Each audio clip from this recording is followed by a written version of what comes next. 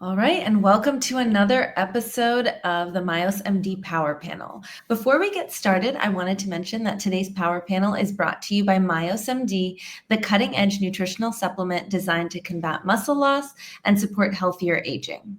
Powered by Fortotropin, a natural bioactive compound clinically shown to enhance muscle growth and reduce anabolic resistance, MYOS MD is changing the way we think about muscle health. If you'd like to learn more, go to myosmd.com. All right, well, to today's episode, we have Dr. Biamonte with us. If you could please introduce yourself and let our viewers know a little bit more about you. Sure. I'm a naturopathic doctor. I'm also a certified clinical nutritionist in New York State, and I'm a member of the IAACN Scientific Council, which means I get to write the questions that the nutritionists take when they try to get a license, which is always fun. And I've done a lot of research into Candida and the effects of Candida on the body in general and on autoimmune conditions. I've written a book that's called the Candida Chronicles, which goes through actually my journey in discovering Candida and discovering how to outsmart it.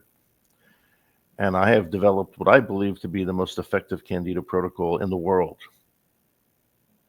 And we have quite a Great, lot and of we will patients. deep dive on that. Oh, Yes, sorry, go very good. ahead. I was just saying we have Yes, yeah, I was just going to say thousands of case studies.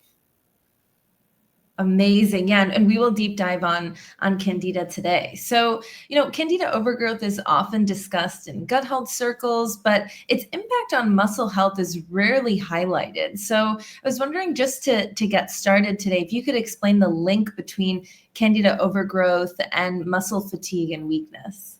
It's a very good question. As you said, it's very rarely discussed because as this being a focal point, most people aren't aware of its effect because they're more interested in their other symptoms like their brain fog and their digestive problems. But the first thing that Candida will do is cause malabsorption syndrome. And it will cause malabsorption syndrome of both fats and proteins. So immediately right there, you see where muscle wasting, where muscle loss can come in. Candida, and when it gets really bad, Candida is very similar to cancer. It feeds on sugar. It grows when it's given sugar, and it will literally permeate your soft tissues, your muscle tissues, or any organ or gland, and just eat right into it. That's the that's an aspect of it that most people don't really look at. But going to an extreme on it to get an idea of that, when your body dies, how your body decomps is by Candida. This is one of the only actual practical uses that Candida has in the world. Is it's what's mostly responsible for your body decomposing. So if you look at it from that viewpoint, you could then understand how when you're alive, it still could be affecting your muscles and causing muscle wasting. Wow. And in addition to the malabsorption associated with muscles, what about nutrients like vitamins, minerals, amino acids? When patients have chronic yeast overgrowth, what sorts of vitamins, minerals, and amino acids are they depleted in? First thing is iron, because iron is a primary nutrient that Candida needs. As a matter of fact, how nystatin, the popular antifungal drug, works is by blocking Candida's ability to absorb iron. So it's very common that you find people with Candida have iron deficiency because the Candida is getting their iron and they aren't. And we all know that different forms of anemia also lead to muscle wasting. Candida also robs your body of vitamin D. It robs your body of coenzyme Q10, magnesium, and generally the B complex.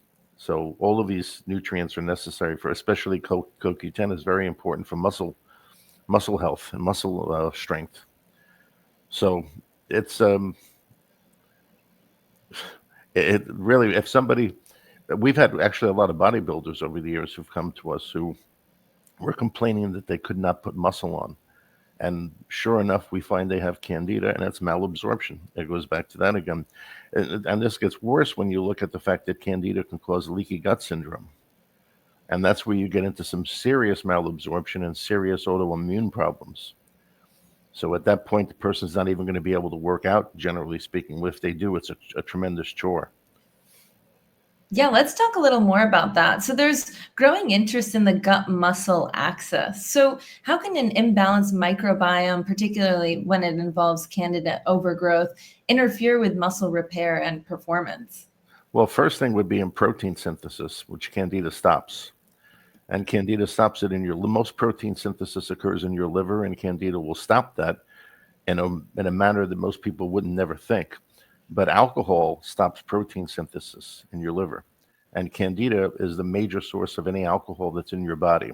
When you do any type of test on somebody to determine how much alcohol their body is producing naturally through their gut, you'll find 90% of that alcohol is synthesized from Candida, the other 10% from some bacteria. So somebody with significant, when you get a patient who has significant Candida, and the type where they complain about their brain fog, loss of memory, and they'll even say that they feel drunk sometimes, their alcohol levels are going to be um, not to the point where they're going to be legally intoxicated, but too high from a physiological standpoint. Although I should say there is a strain of Candida in Japan, which is so vicious that it can produce so much alcohol that you can be legally intoxicated. In fact, it's happened to some people there where they were pulled over, they were breathalyzed, they didn't have any alcohol at all, and yet they were over the limit from this particular Japanese strain. But that's an exception. Like for us people here in the states that don't have that strain, the strain, by the way, is called Candida auris. But here we don't have that problem, but we would have higher than ideal levels of alcohol physiologically constantly, like 24/7, due to these strains of Candida, which will interfere with protein synthesis in your liver. Wow, and that reminds me of, chronic inflammation. So how can chronic inflammation be a major factor in the Candida discussion? Well, Candida causes this. Candida causes chronic inflammation because it releases aldehydes, which are alcohols. It releases mycotoxins. It releases a host of toxic substances, which ultimately end up causing inflammation. This is how you develop leaky gut syndrome. One of the aspects of developing leaky gut is due to the inflammation Candida causes. Another aspect of it, which is more grotesque, is that Candida actually is a plant. Technically, it's a plant. When you look at it under the microscope, it looks like a broccoli, a big stalk of broccoli, and it grows roots. And the roots that it grows are looking for sugar, they're looking for food. And often these roots will actually permeate your intestinal tract and go into your tiny blood vessels to tap glucose out of them. So, this is another aspect of leaky gut. So, this is not very good for your absorption, of course. Because in areas where Candida grows in your intestinal tract, the villi there that absorb nutrients are dead. And so let's say, healthcare providers who are listening to this, they see that their patient is struggling with brain fog and, perhaps other symptoms that are associated with Candida overgrowth. So what are those other symptoms that they should be looking out for? How it begins usually is the person did something to imbalance their intestinal flora, which could be many things. Commonly, we want to believe it's usually antibiotic use, which is probably true, but other drugs can cause it too. Chemotherapy can cause it. Prednisone, cortisone, any steroid drug can cause it. Antacids, excessive use of antacids can also cause an overgrowth of Candida. So it has to be something that disturbs your flora. And sometimes it's as simple as the person had a lot of dental work. And even if they didn't have antibiotics, just the shock of the dental work on your alimentary canal can cause the Candida to overgrow. So at that point, when that occurs, and sometime after that, usually within a few weeks, the person is going to notice digestive problems. Their digestion's not normal for them. They'll either have loose stools or become constipated or have a lot of gas or start having food reactions or feel bloated all the time.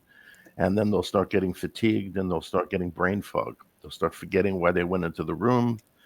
They'll forget people's names. Things like this occur. And then as it advances, they could start having asthmatic symptoms. They can develop rashes. Rashes are very common with Candida, both psoriasis and eczema. In fact, there are doctors I know who swear that eczema is all from Candida. And if if you go online and you do a search for eczema and candida, you'll see millions of documents come up. So they may not be wrong about that. But as it continues to get worse, they can start developing a lot of allergies and a lot of chemical intolerances where they can't be around cigarette smoke, perfume, cleaning solutions anymore. The smells just give them a headache or make them physically sick. It's not that I don't like to be around cigarette smoke. It's I can't tolerate being around cigarette smoke is really what it would be, or bleach smells or something like this. So eventually the person can get so bad that they will start having autoimmune illnesses, which could vary depending on their genetics. They could develop Hashimoto's, is very common with candida. They could get MS. They can get whatever the rheumatoid arthritis, whatever it is. So that usually will occur after a few years of battling with the candida. But there's this gradual parade of symptoms that comes in that usually starts with digestion, then fatigue and cognitive problems, leading into whatever else their genetics are tending towards. It's an interesting thing that candida stresses your body in such a way that whatever your genetic weaknesses are eventually pop. Wow. And in addition to symptoms, from a clinical standpoint, what are some of the most effective functional tests for diagnosing Candida overgrowth? That's a good question because there aren't that many because candida is very sneaky. When you do blood work for candida, typically people are doing antibodies. And the problem with antibody tests is the longer the person's had candida, the more normal their antibody tests usually look. It's because your immune system starts to exhaust and the antibodies, instead of being elevated, drop into the normal range. And that's actually a sign of immune exhaustion going on. The tests I prefer, the first one I would prefer is an organic acid test, looking for the organic acids from candida. That is generally reliable.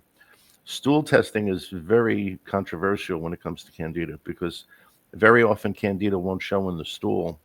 And that's not because the test is bad, it's due to the nature of how candida grows in your gut. Stool samples usually lack enough live candida to get it to culture. And even when you're doing a DNA stool test, that can be true. There's not enough DNA from the candida to get it to read on the test. So you have to look at other parameters. And I just wrote a book on this subject. There are about 5 or 6 different parameters you can look at in a good stool test that would highly infer candida is there. The first would be the pH. If the stool pH is above 7.4, that would be one strike that you probably have candida.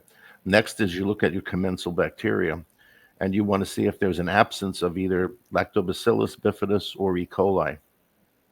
This is friendly E. coli that I'm referring to. If those 3 are compromised, you can be pretty guaranteed candida is going to grow, because even E. coli, which is your major gram-negative bacteria in your intestines, this prevents candida from growing. Even though when you say E. coli, people are like, "Oh, that's horrible." There are sort of you could call them friendly forms of E. coli that live in your intestines. Not really friendly, but they're just not that pathogenic. So they more make up the bulk of your gram-negative bacteria that's in your intestines. But surely when you see no lactobacillus or no bifidus, you know most likely candida is overgrown. Then you look at your short-chain fatty acids. If the person's short-chain fatty acids are low, particularly if their butyrate is low, you could assume they have candida overgrowth. And then you look at the immune response. If the fecal IgE is elevated, calprotectin's elevated, all these items you look and you see, and you get a picture of what's happening. And again, because candida often doesn't show in the stool, the only time it will show in the stool is if the lab that you're using happens to do a microscopy study on the stool, where they look under the microscope for dead yeast. Now, if they find dead yeast cells, that means you have candida. Because it's not like you consume the dead yeast necessarily.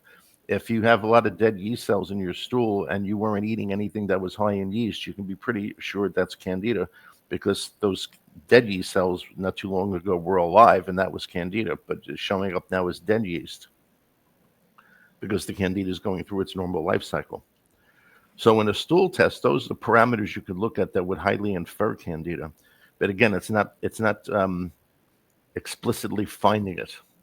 And that's why, like I said, it could be controversial. But if the symptoms and history agree, and you have all these parameters off on the person's stool test, you can 90% be guaranteed they have Candida overgrowth. Wow. And before we get to treatments, I wanted to ask about Candida overgrowth and its link to hormone imbalances. We've talked a little bit about, brain fog and energy depletion and things like that, but would love to hear a little bit more, especially as it pertains to cortisol and testosterone dysregulation. Well, Candida disrupts hormones very effectively. Candida is highly estrogenic as an organism. So it both stimulates estrogen sensitivity, and estrogen makes Candida grow very easily. So when that happens, when Candida sort of becomes synergistic with estrogen, you get a drop in testosterone because it interferes with the. I don't know if most people know this, but hormones all start out from cholesterol, and cholesterol is converted to pregnenolone, which some people have heard of as a supplement. And from pregnenolone, your body makes DHEA or progesterone. And then they continue to tumble, and your body continues to convert them to other hormones.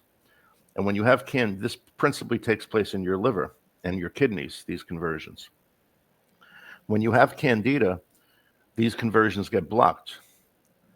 So you end up very often with a person who's estrogen dominant, who has low testosterone when you have Candida. The inflammation that Candida causes will allow your cortisol to go up because your cortisol is produced to try to fight inflammation naturally in your body. So it's just a natural feedback loop in your body that if there's inflammation, your body's going to make more cortisol. And when your cortisol goes up and your testosterone goes down, you get muscle wasting.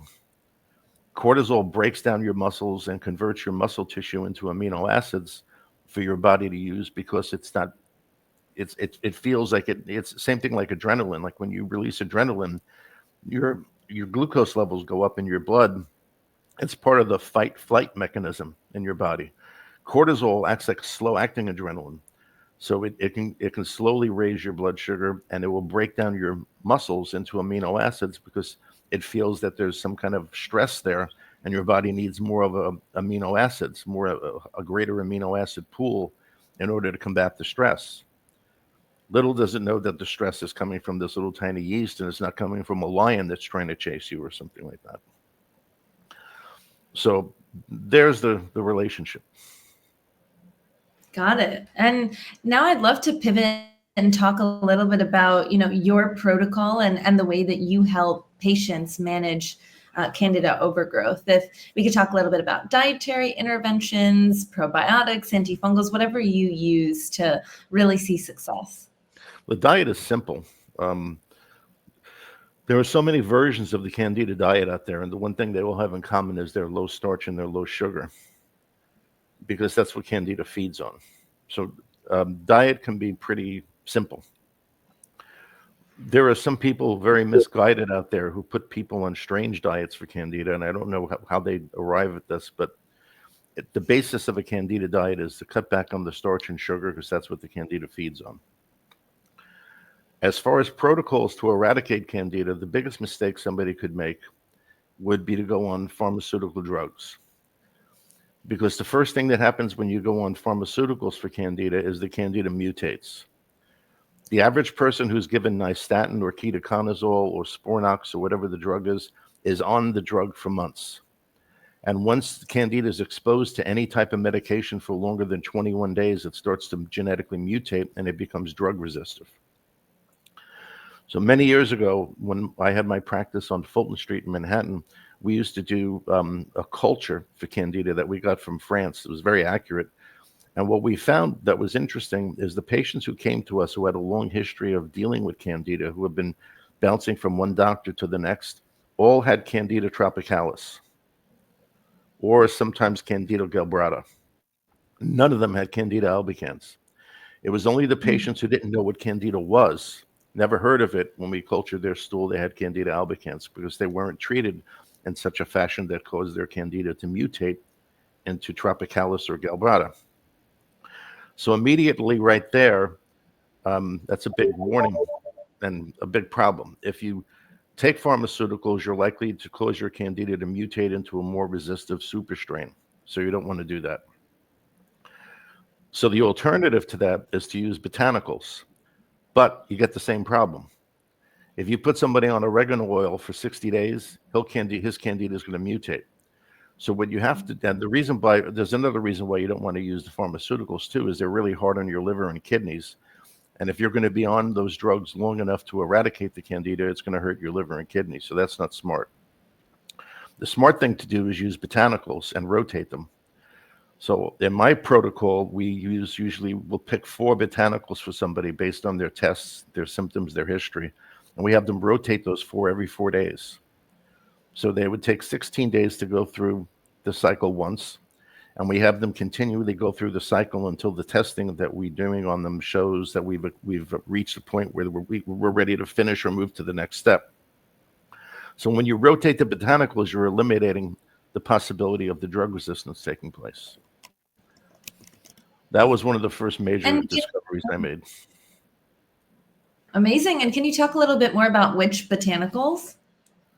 It really depends. I don't have a favorite group. There's a long list of ones that we have that we use. I can go through some of them and some of the product names, but we don't particularly. It's the program we have is not rote. It's really up to the person's tests and symptoms and history. And if we're lucky enough to get a culture of the Candida, we do a sensitivity test to see what that Candida is going to be more sensitive to. But I have to put a caveat in on that sensitivity test. It is not. It doesn't always work the same in your gut as it does in a petri dish.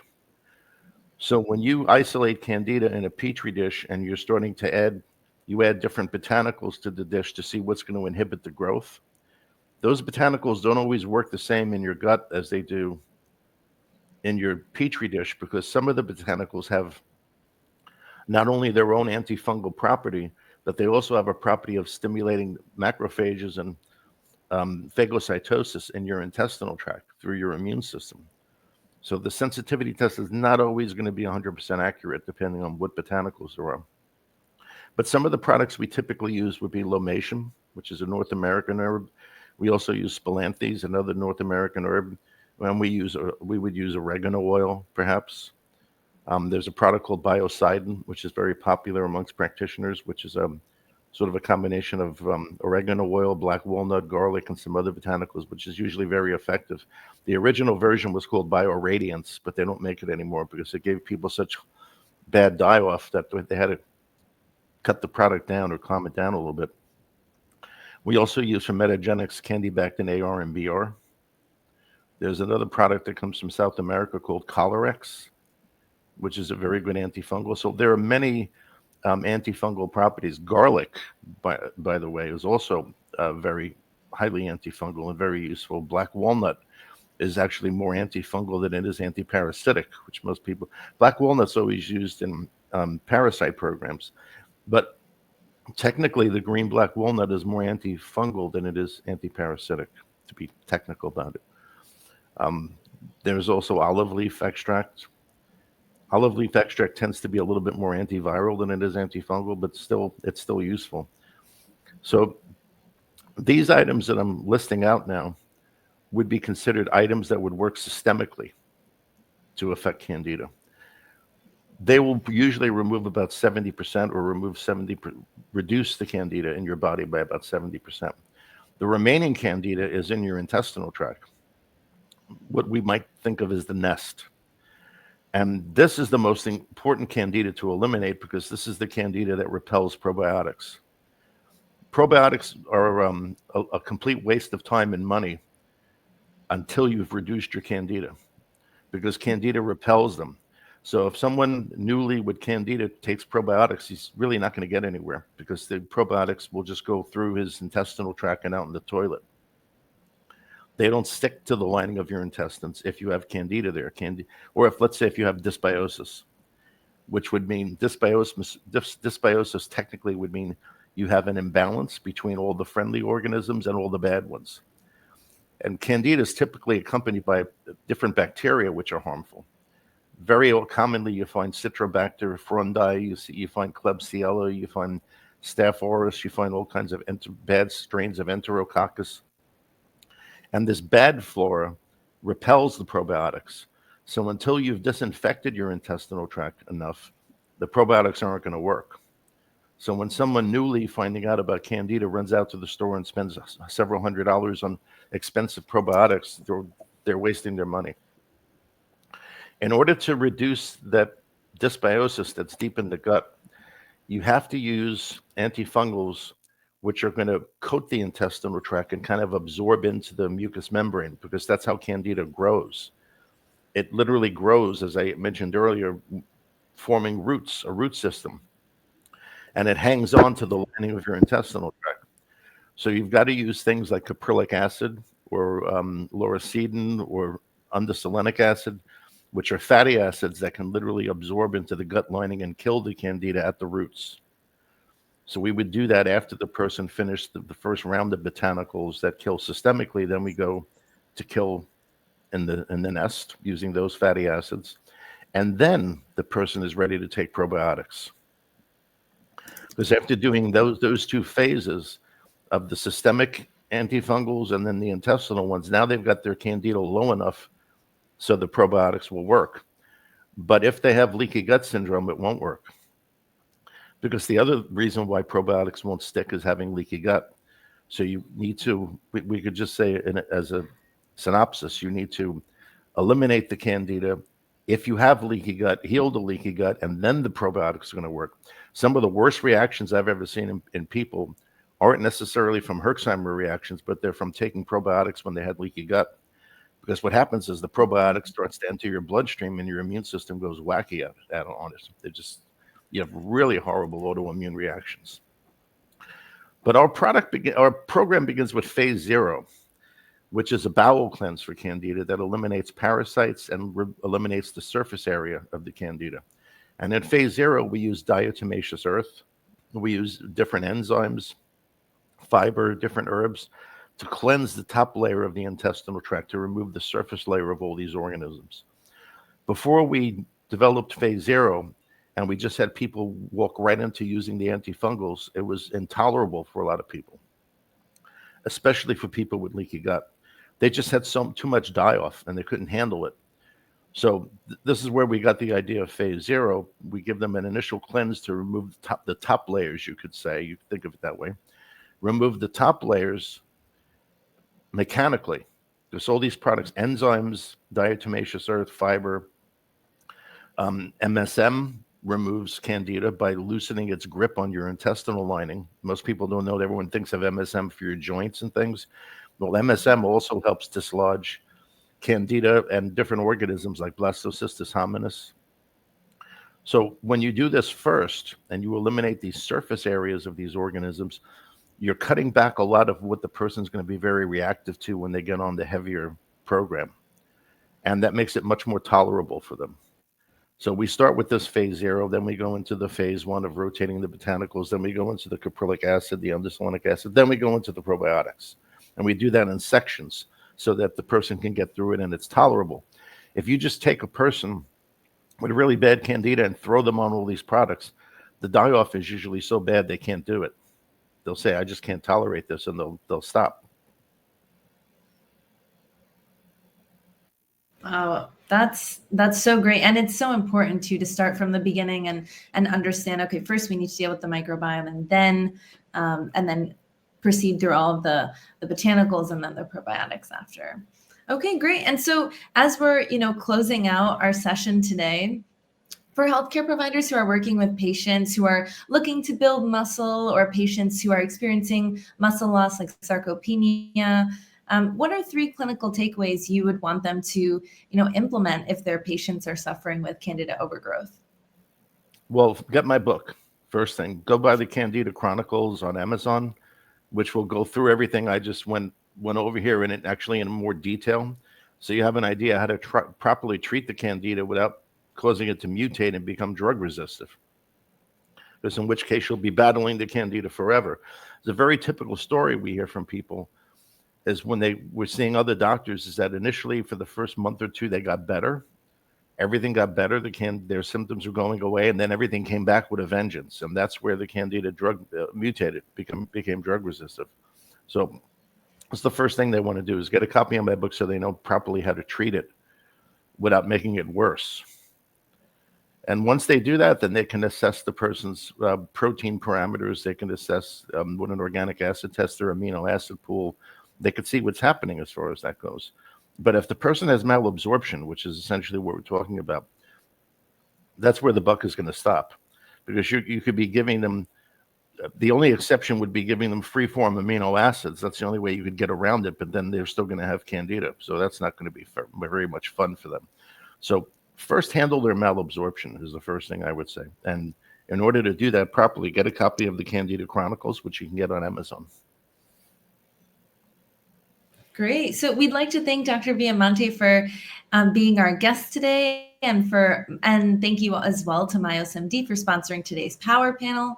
Fueled by the revolutionary proprietary ingredient Fortitropin, MYOS MD is trusted by healthcare providers nationwide to deliver results backed by science. If you'd like to learn more or hear more sessions like this from experts like Dr. Biamonte, you can go to myosmd.com or check out our YouTube page. So besides picking up your book, Dr. Biamonte, how can our listeners learn more about you? Oh, they can find me. I have 3 websites. The first website is health-truth.com. I have a website that is called the New York City Candida Doctor and then the New York City Thyroid Doctor. Now, people always ask me why.